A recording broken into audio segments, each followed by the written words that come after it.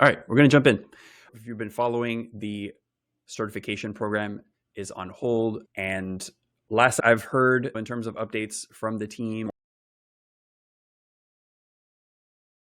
more straightforward to understand what are all these badges and what does a certification mean. And also, I think on the user side, there's definitely some things to be desired in terms of a lot of consultants in the directory are not actually working with clients. But I always tell everybody who's been in the consulting bootcamp, we can't or we don't need to wait to become certified to start doing a lot of the work that needs to be done to get clients, get leads, and turn those leads into projects. So something to keep in mind there.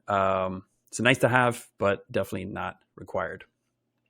And I know some people in here don't have it and are well off working with clients already. So objectives for today, we are looking at making the case for why it's a great time to be a consultant. 3 biggest opportunities. This is really coming from this past year working with clients. What's been different specifically with this year compared to the previous 2 years of consulting? There's a few things that have become a lot more common, and I've noticed clients bringing up on their own without me sharing potential project focus areas or objectives. So pretty interesting shift. The one big challenge I found with consulting and avoiding that kind of feast or famine cycle, and we'll get into some resources for that. And then also some practical tips, which I'll be sharing a mini course that's a snippet of our Notion Consulting Bootcamp that is going to be free for everybody to use and hopefully help get some planning going if you're thinking about exploring consulting going into next year. So hopefully we get some value and some benefits from that. So if we are meeting for the first time, which I know a lot of people in the room, maybe just a handful of you, but Dave DeCespedes, I am a certified Notion consultant.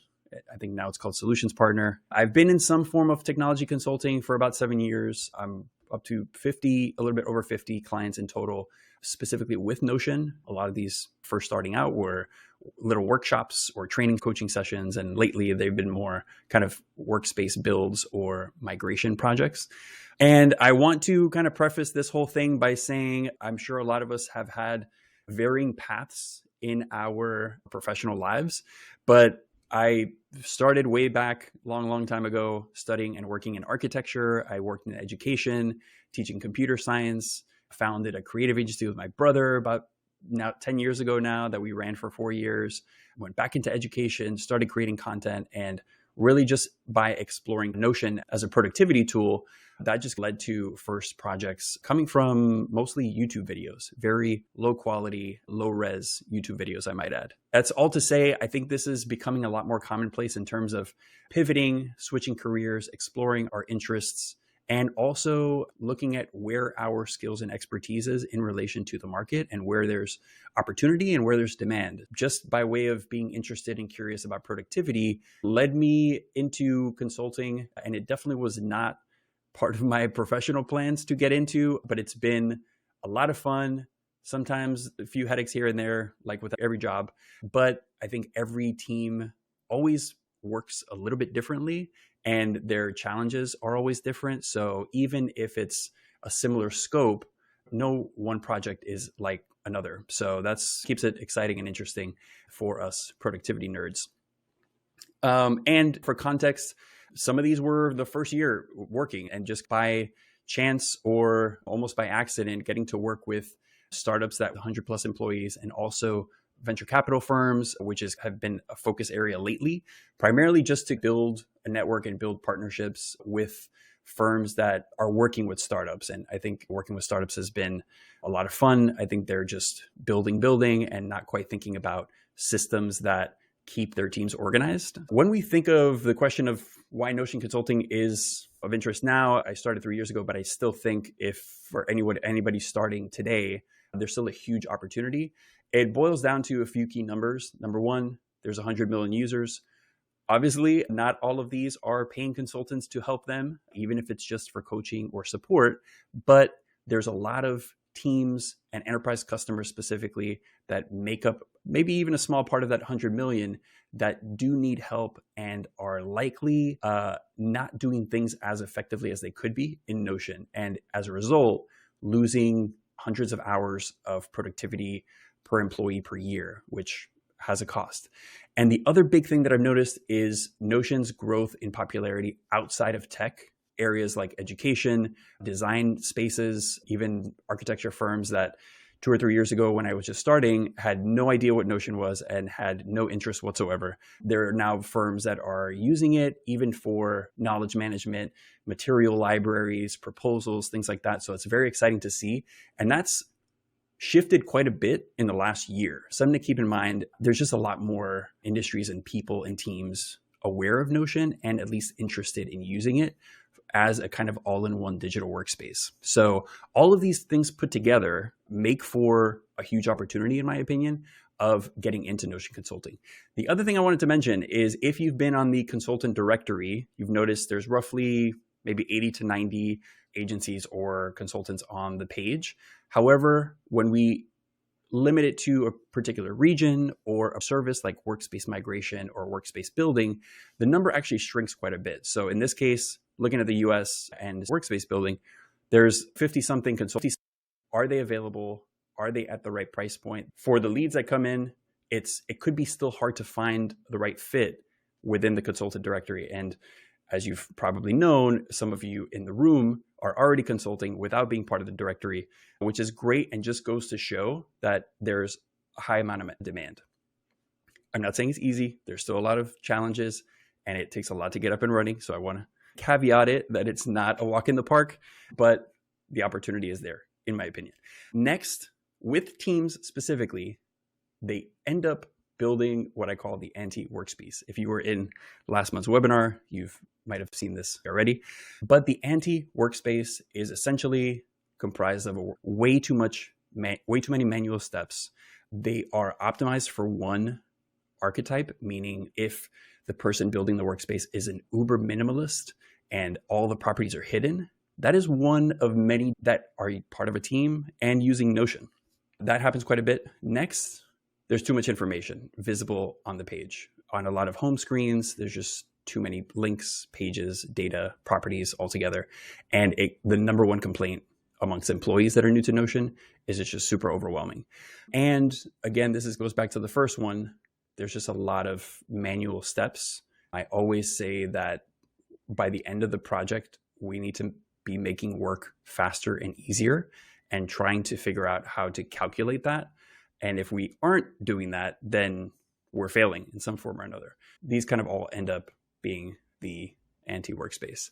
And the effects of this, as I mentioned, especially for employees that are new to Notion or team members that aren't as interested in the building aspects of the workspace, it leads to overwhelm, less focus, decision fatigue, bouncing around different dashboards and databases, and just general frustration, which is the opposite of what a tool like Notion should be creating, which is just more focus and clarity, whether it's an individual creator or a team that's using the workspace.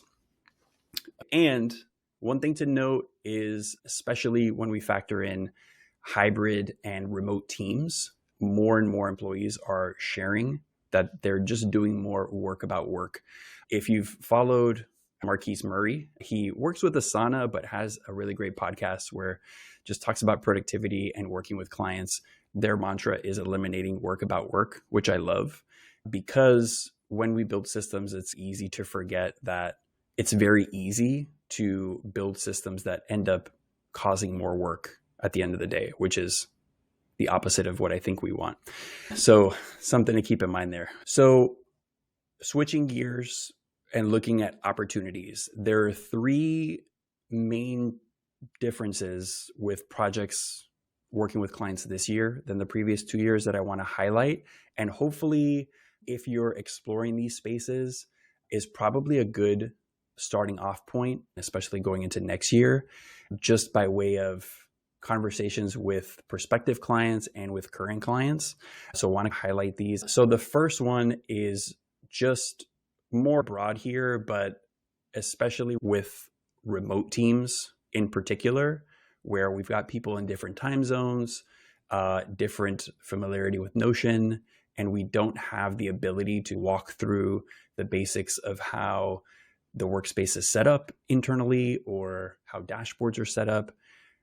This causes a lot of frustration. And usually what ends up happening is there's a small pocket of employees that love Notion, have no issues whatsoever, jump into it, get what they need, do the work that they got to do. And the majority that are like silently frustrated, where they just don't understand what's happening, and not their fault most of the time, but also feel a little uncomfortable saying, hey, I really don't know how this works. So we end up with this kind of dynamic that really just hinders productivity and collaboration, which is usually the goal.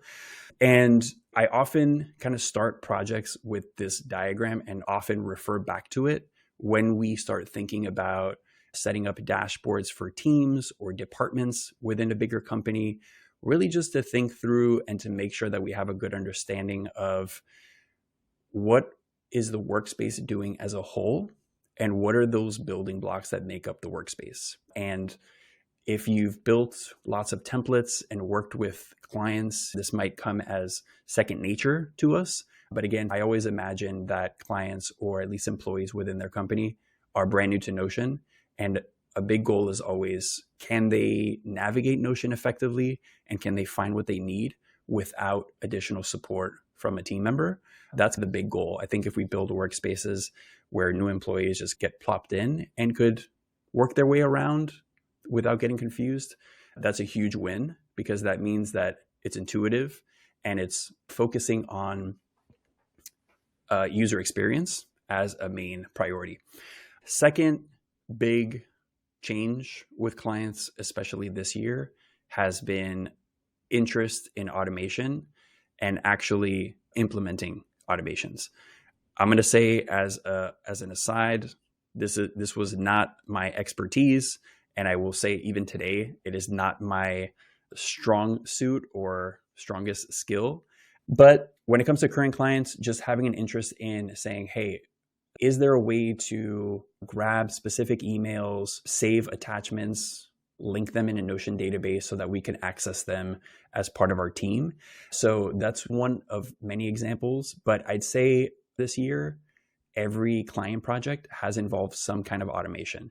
They're not the most complicated, and I usually push for simple automations if the client or the company has never implemented automations before, just to get teams acquainted with them and also feel comfortable managing them on their own eventually, before we get into like maybe multi-step automations that involve like AI summaries or connecting multiple tools together. But it's interesting to see clients in the legal industry or nonprofits or education using the latest and greatest tools are interested and willing to invest in automations that save time, improve organization. So I feel like this is only going to continue and accelerate over the next few years. And I'll also say that automations have gotten really easy, a lot easier than they were even a few years ago. One of the big reasons why I love Relay as of late, it's just the interface is really clean, it's really easy, and just really breaks it down, even if we're applying like AI parts of the steps in the automation or AI summaries, things like that. It's pretty cool to see how easy it's gotten. And also, as another aside, ChatGPT is my best friend. I ask them for any automation questions, and the access to these kind of resources where I don't have a software or development background can build automation sufficiently enough to solve client problems. It's pretty cool and a nice time to be working in this. Cool. And this is just one example of quick Loom videos that I share anytime we set up an automation, walking through what's happening on the automation, what steps take place, and really trying to empower the client to maintain this in the long run so that it doesn't break and they don't need my help in perpetuity, because that's probably not a net win for the client.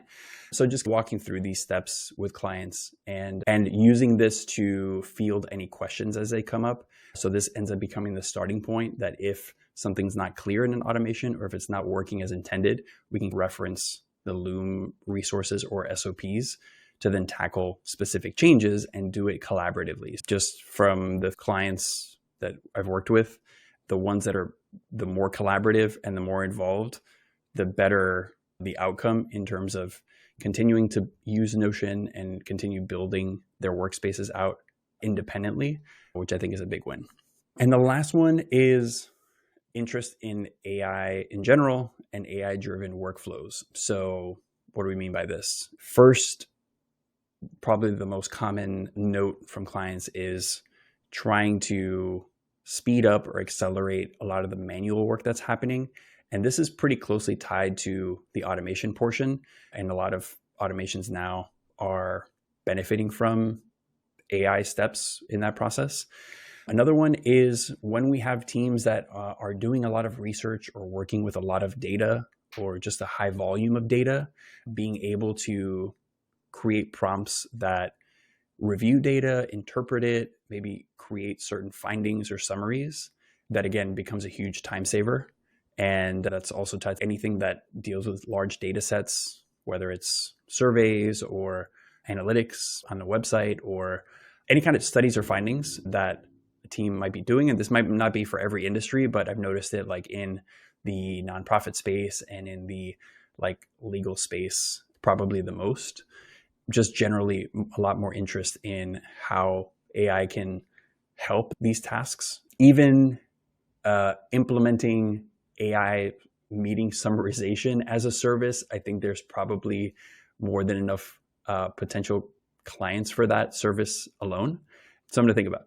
Okay, so we got two more parts here, challenges, and then some resources that I'll share with everybody shortly after the webinar. But going back to the 100 million users, not enough certified consultants, sounds great, but as a reality check, there are no shortcuts. I think even with the leads that come directly from Notion, it's still critical to generate leads on our own because we have more control over where that lead is coming from in terms of industry and what they're looking for in terms of a service. This is still a relatively new space, so the majority of discovery calls, there is some education and informing on what is Notion consulting, what is my approach versus other potential approaches.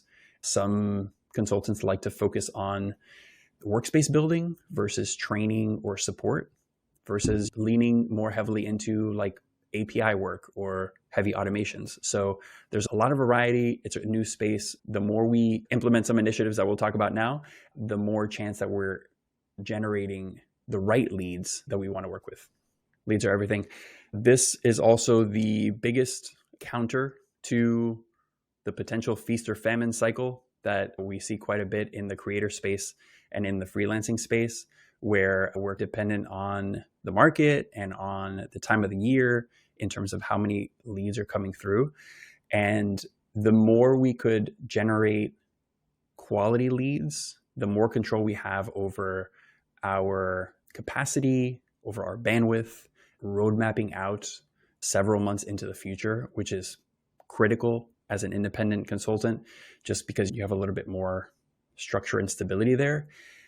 And I'd say the biggest change here, or the biggest surprise, has been clients' willingness to wait to start, maybe even a few months, which I just always assume that clients, they will always say that they want to start yesterday. But when you get into the details of, hey, I'm at capacity, the earliest start is Q1 or Q2, more often than not, that's okay for teams that really value and appreciate the possibility of working with you. So something to keep in mind if we're a little bit nervous about saying, hey, I'm at capacity, I can't start until 3-4 months into the future. This is something that we cover in the bootcamp, but generally speaking, this has been a tried and true process for generating leads. And I want to highlight a little bit about each step. And then the resource that I'm going to share with everybody goes a little bit more into detail about each of these steps and some tips to kind of simplify creating content, creating templates. But in a nutshell, the funnel is relatively self-explanatory, but to get into a few things, if we think about creating content to nudge our audience using or downloading free templates or resources that are maybe specific to their industry or to their line of work, the biggest benefit to this is we get to grow our email list, and we can then reach out to that list at any point in the future. We don't want to spam our email list, but when we have additional resources that we're creating or when we're following up with potential consulting services, we're creating content to draw attention to free templates that solve a particular problem for our audience, which allows us to grow our email list. You could send that audience to a newsletter, but you don't necessarily need a newsletter. Reason the email is so critical is because when you do create paid templates or even with free templates, you always have the option to follow up with a quick, hey, do you need a little extra help, or you need some support, or do you need a workshop to get this up and running to fit your specific needs? And 100% credit of that idea goes to Sarah Loretta, who was a speaker in the last Notion Consulting Bootcamp. But that was a big strategy on when she was getting started. And that ended up being a huge driver of growth for her consulting business. So shout out to Sarah, which is that discovery component. So getting leads to the discovery phase where you get on a one-on-one conversation, whether it's a call or a Zoom session, and you hash out whether it's a good fit to work together and the details like, does the timeline align? Does the budget align? In which case we can send over a proposal. That turns into a deal. So I'd say the discovery calls where there hasn't been that cultivating of the lead as much, they tend to not materialize nearly as much as leads who have seen a few YouTube videos or maybe used one of my templates or signed up for my email newsletter. By way of having some introduction to the work that you're doing, just makes a huge impact on whether or not that turns into a lead and whether that lead turns into a deal. So a couple quick examples just as templates, and we'll get into the kind of lead stuff more in the resources. But when we're thinking about content, thinking about, are you targeting a specific industry or type of user or team? And then when we get into content that just starts there as simply as possible, then getting into creating templates for that target audience. Hey, here's a thing that's specific to your industry. One of the big limitations with the template gallery now is that a lot of the templates available are very broad, which on the one hand is great because they're universally usable. But the downside is a lot of teams kind of approach projects differently or approach knowledge management differently. And in which case there's an opportunity to personalize that stuff a little bit more. And then when we have users downloading templates and we're building our email list, making sure that we're sharing resources and sprinkling in services or paid products. But the majority of the messages that we send being more, hey, here's how this might help you, or here's an additional resource, just to build that trust in the process. And like I mentioned, especially whether it's free or paid templates, just reaching out and be like, hey, if you need help, book a call and create a Calendly link that's paid, and just start there and gauge what the temperature of that is. And then lastly, providing bigger projects from there, more in-depth workshops or projects where maybe some users or teams got up and running with a template, but then are now thinking more holistically about how they're using Notion, in which case they need an expert to come in, work with them, and build something that, fits their needs. And one thing I want to highlight while we're here is so as I mentioned, we are revamping our Notion Consulting Bootcamp, primarily making it available on demand and self-paced so that essentially, regardless of where we are in the world or our availability, we can still work our way through the course. And the course is really designed to get up and running with Notion Consulting so that we could, A, explore a specific market, and B, get a sense of what the demand is in relation to the services that we're thinking about offering. The two things I want to highlight here, which you'll be able to dive into later today, is first one is the consulting canvas. In the live course, we dive into this in a series of sessions, but we are really trying to work our way through all the way from what is the problem that we're trying to solve, all the way through here's the 2 or 3 revenue streams that I'm focusing on to build that recurring revenue.